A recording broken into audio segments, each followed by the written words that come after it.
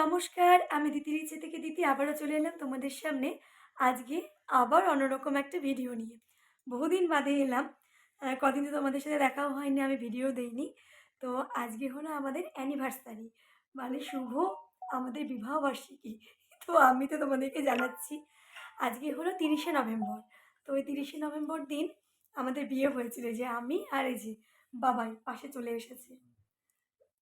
তো তোমরা সবাই আমাদের জন্য শুভকামনা করো। আমরা যেন সবসময় সুস্থভাবে এভাবেই পাশাপাশি থাকতে পারি। তো বড়দের আমার প্রণাম, ছোটদের আমার ভালোবাসা। তো এই ভিডিওটা মানে এখন অনেকটা রাত্রি হয়ে গেছে, মানে মিডনাইট সেলিব্রেট করছি আমরা। তো এটা তারপর কালকে সারাদিন কি করব, কোথায় যাব, পুরো ভিডিওটা তোমাদের সাথে থাকবে।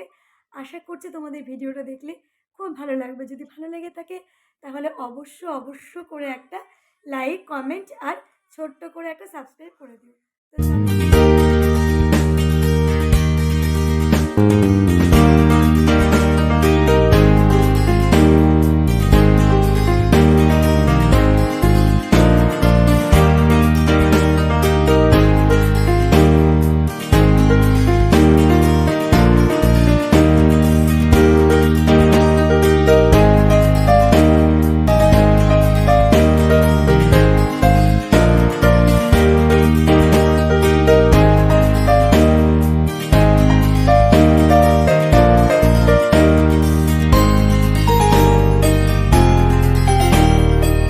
আজকে আমি পেয়ে গেছি আমার ভাগ্নিকে।